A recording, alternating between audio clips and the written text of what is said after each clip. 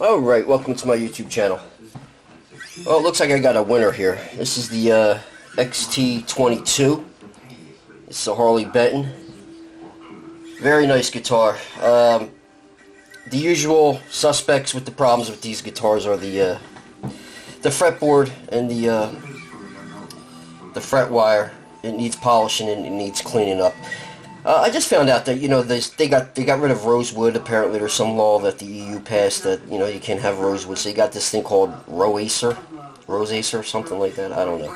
Basically it's a roasted maple neck, and it looks like they must stain it with something. I'm not sure. I haven't really looked into it, but whatever they do, it causes like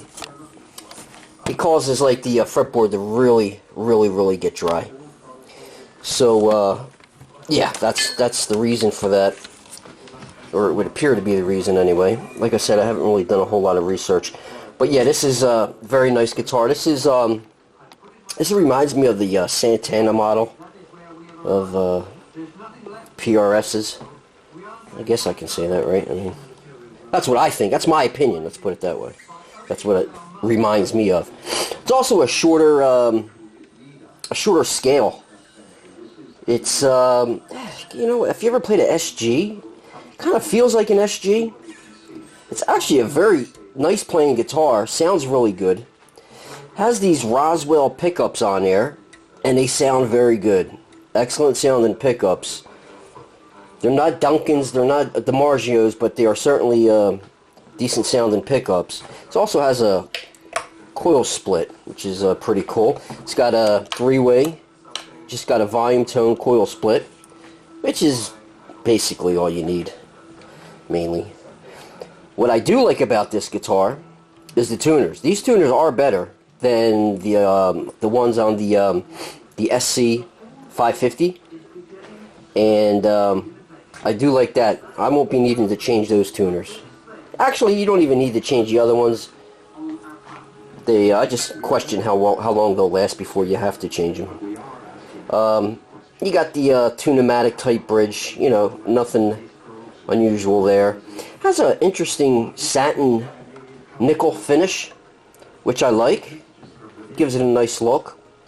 This is the Black Cherry, the Flame Maple. Well, they call it a Flame Maple. Really, this is, you know, I mean, this was $220, I believe it was, this one.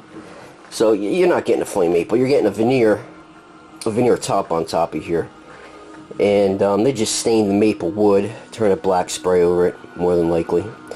I don't think it's a picture. Some of them you can actually they'll get a picture and put it on there, and I don't believe that's the case here, but it's so hard to tell. But you can see the strip is right down the middle. I did polish the frets and clean the fretboard, so the fretboard looks pretty nice. It didn't look like that when it came out of the box.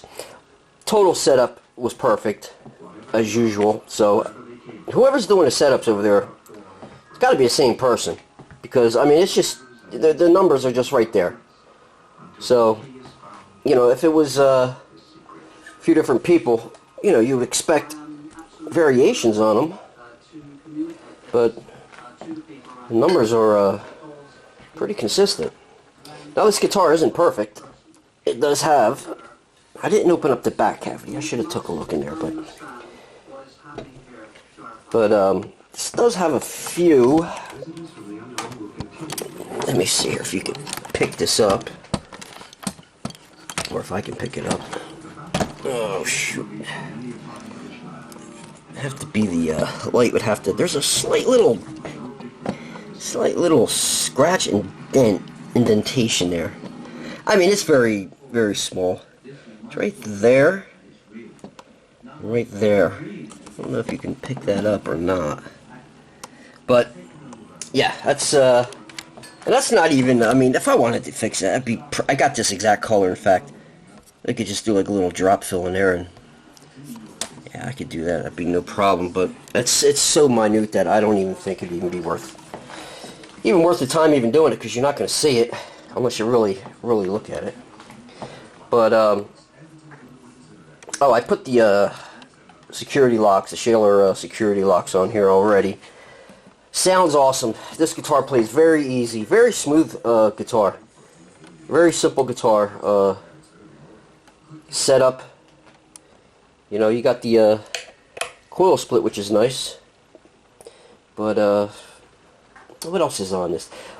It's got the satin nickel, which is now the Grover machine heads is what they're calling these here.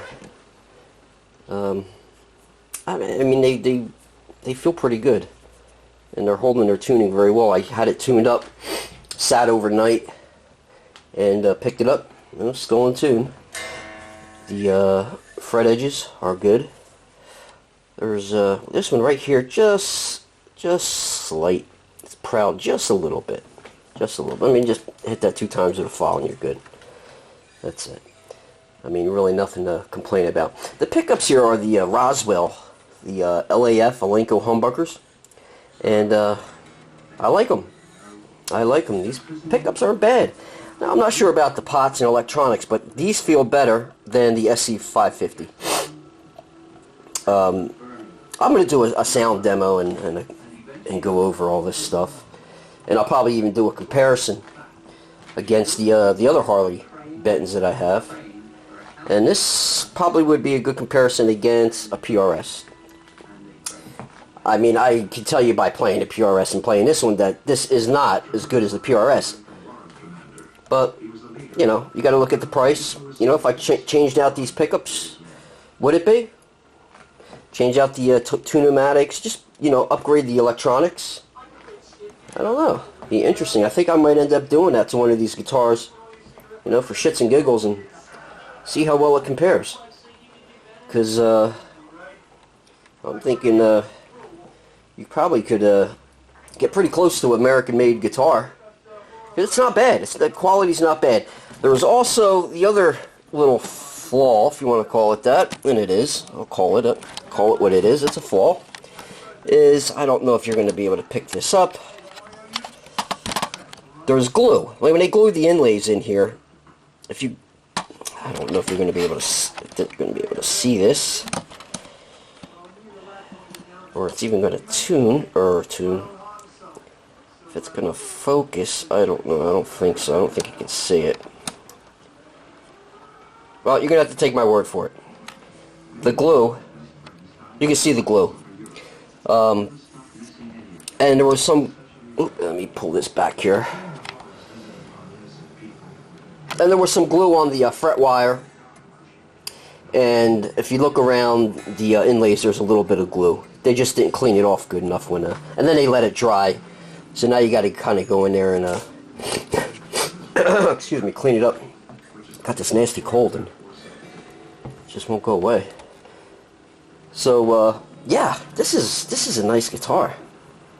This is very nice. I would say this one here is, I don't know, is it better than the other ones I got? Could be. I think that the pickups are a little better.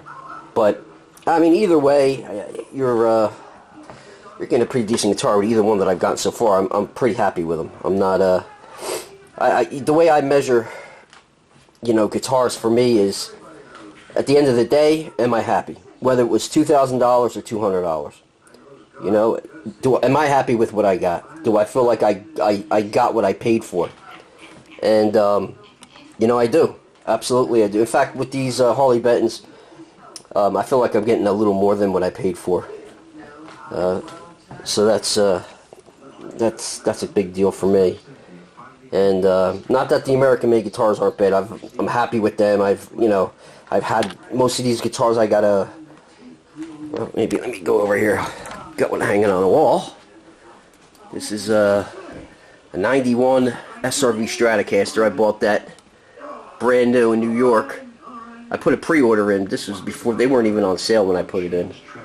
The neck is an 89 neck.